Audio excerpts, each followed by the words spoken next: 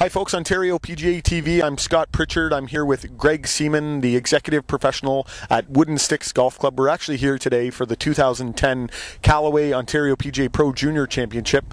But I brought Greg in. We're going to do a little member profile and talk to Greg about Wooden Sticks and the concept and how it came to be. But first, Greg, just give us an idea of how you got started in the business, what attracted you to the game of golf. Actually, I started off as more of a summer job during university. In the late 70s, started at Carrying Place, a semi-private public course, and did a little bit of everything. Worked on the grounds crew, pro shop, maintenance, the whole deal, and loved the environment. And then got in the program through that, and then subsequently moved on to apprentice with Irv Lightstone in Maple Downs.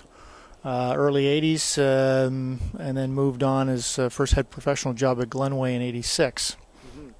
And then onward, it keeps going from there. Moved on to Emerald Hills as a head professional in 91, 92, 93. Had some involvement with some driving ranges and retail off-course stores, and then this started in the mid-90s. Right, so you're one of the managing partners of Wooden Sticks, a facility here in Uxbridge, Ontario. One of the most unique facilities, really, in Canada in terms of the concept that you have at the golf course. Tell us a little bit about that, how that came to be. Well, when we started this, it actually was probably in the works for about 10 years, from the mid-80s through the mid-90s. It was just a matter of timing at that point to find the right location and to sort of in the greater Toronto catchment area. So when we came across this property and the timing was good in the late 90s, timing is always one of the essence to pulling these things off. And we always thought that to be successful long-term, we needed a number of unique features in how we operated the club.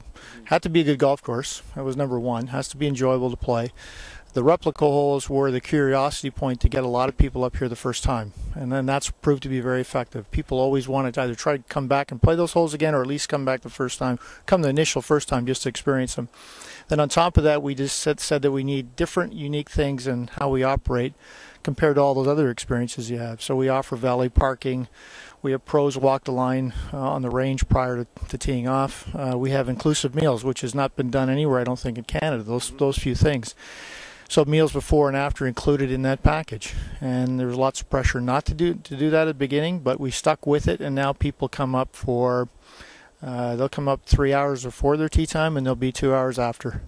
And there's the challenge of that is having really good food, and our staff and kitchen have done a great job with that. But in the overall effectiveness of managing the club, it's turned out to be a real winner.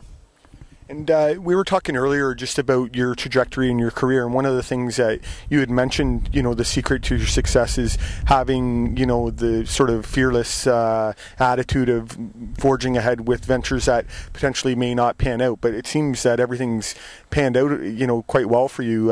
Explain that about yourself. Well, we talked earlier, and I didn't. I had a few things that didn't work out as well, but I didn't go into those ones. But there's a certain amount of risk-reward. You have to take a chance when you see an opportunity like this. And when we pulled our group of owners together here, we had to make a commitment to the property before we had all the funds. And there's some risk there, some sleepless nights in getting that off the ground. On the retail golf store side, we started that up basically from nothing. And it was similarly just doing it at the right time. And ranges, the whole thing is that you have to kind of see a good deal, be creative on how you either get your capital to do it. And at the early stages, I didn't have much of that either. So there's ways of doing it and not letting all those negatives get in the way to not doing it. Right. And thankfully, in this project here, we had a lot of good things on our side, lots of good timing there, and it turned out to be a winner. Now you have some hockey players that are involved here at the golf course, Joe Newendike and Gary Roberts, as you mentioned, from Whitby. How did those relationships come to be? Actually, Alan Chudd, who's also a PGA member, when we started that, he spent some time out in Calgary with Course Heritage Point out there, and he became friends with a number of the players out there on the team, and Gary and Joe being local Whitby guys, when this sort of came up in their backyard basically, and they still had family around this area, that was obvious to get in touch with them, right? So it's always nice to have a few players of that sort of, especially in this hockey crazed area, to get involved. So they're the two of them. We've been rumored to have everybody from Wayne Gretzky to Bobby Orr to you name it, but it's just the two of them currently.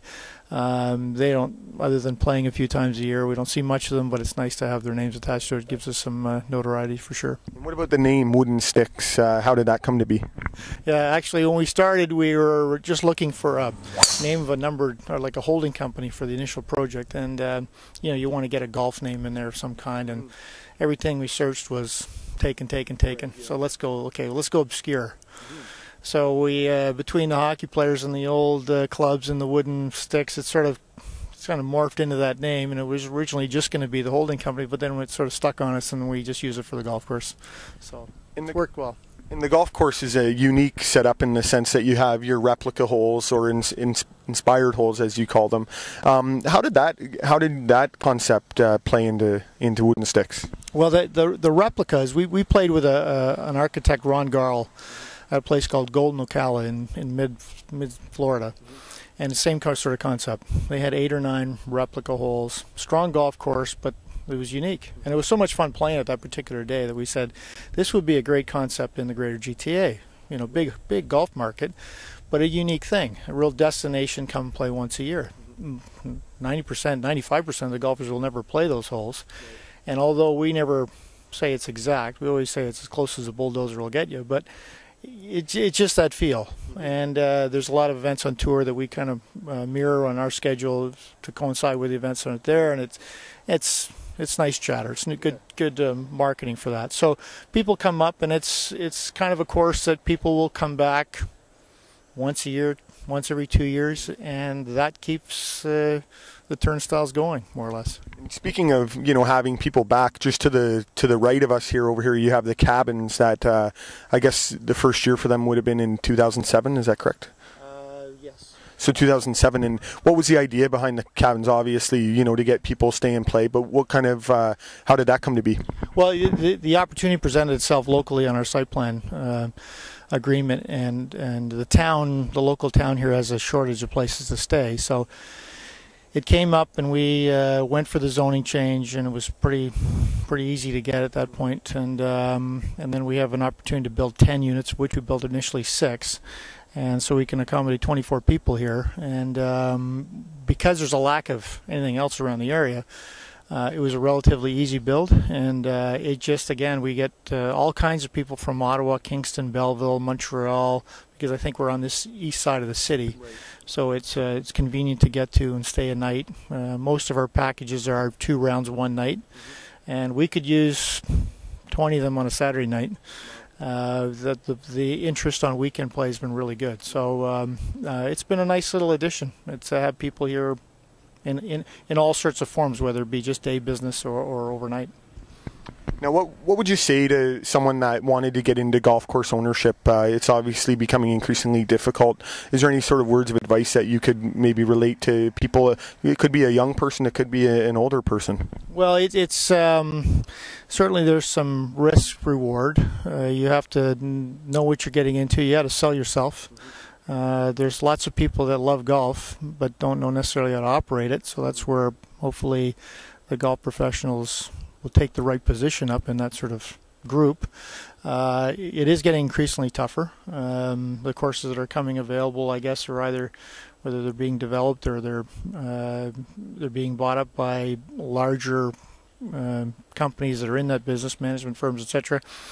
But it's still a neat business to get into, and like any business, timing has to be on your side. It's getting tougher from borrowing money and sort of those sorts of things, but you can't give up if you want to do it. Lots of roadblocks, but you just got to kind of push through. Speaking of time, your time is spent with your family when you're not at the golf course. You have an Olympic athlete in your family. Yeah, my daughter managed to qualify as a 15-year-old for the Beijing Olympics, and that was a thrill. Been watching her compete since she was 6, and at the end, being able to make an Olympic team at such a young age, she still wants to make another 3, but we'll see how that goes. That's a different challenge. And we went over to watch her, and that's from a parent side of thing. That's a thrill of a lifetime to watch that happen. I bet. Well, Greg, thanks a lot for doing this here today. The golf course is spectacular. I want to thank you for hosting the juniors and the pros here. I think they're having a fabulous time. In fact, I know they're having a fabulous time, and we look forward to potentially coming back one day, and good luck to you. Great. Thanks very much.